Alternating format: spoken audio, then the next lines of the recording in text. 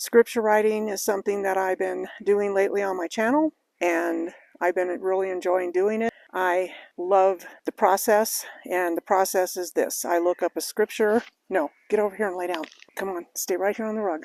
Stay right there. Stay right there. I look at a scripture, and if it moves me, I write it down. If I think it's teachable, I write it down. And then I put a meaning to it. I usually look the meaning up.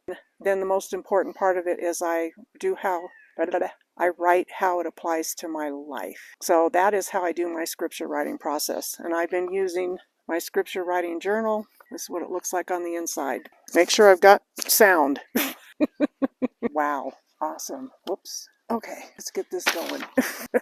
The scripture for today on Monday is 2 Corinthians chapter 12, verses 8 and 9. I pleaded with the Lord those times about this, that it might leave me. 9. But he said to me, my grace is sufficient for you, for power is made perfect in weakness. This is Paul speaking about the thorn that he has, that no one ever knows what the thorn was. Therefore, I will boast all the more gladly in my weaknesses, so that the power of Messiah may dwell in me. Isn't that amazing? What is the meaning of this verse? Paul's thorn was not removed, but he learned to rely on God's sufficiency rather than his own strength. God's power is not diminished by human weakness, but rather it's made perfect in it. The passage emphasizes the importance of humility and dependence on God rather than human achievement or strength. For believers, this means that we can trust God to work through our weaknesses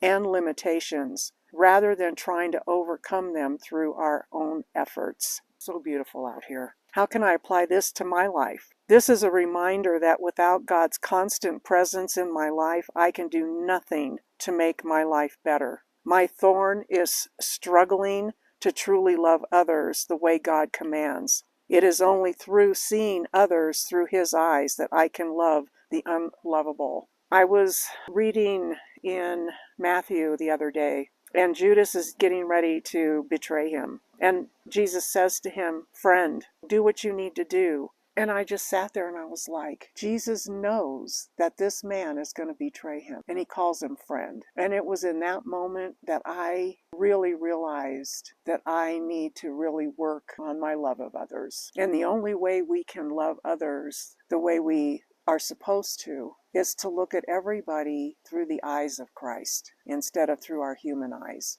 Because when we look at people through our human eyes, we see their faults. We see their misgivings. We see their ugliness, for a better word. But through Christ, Christ doesn't see any of that. He only sees what God created that person to be. And if we can do that, if we can look at other people the way that Christ does, what a better world this would be. Would Satan still be a factor? Yes. But his power would be so much less. So much less. So that is the message for today in this beautiful place that God created. I hope you're going to enjoy this week's videos because this is where I'm parked to do them. So thank you for watching today. I really appreciate it. I would appreciate it if you would go buy one of these little books to help support my channel. It's on Amazon. It's linked below. I also have 2 PDFs down there that you can print off for free on your computer printer or off your phone. Send it to your printer. I'm looking around because it's just so gorgeous out here. It's 65 degrees.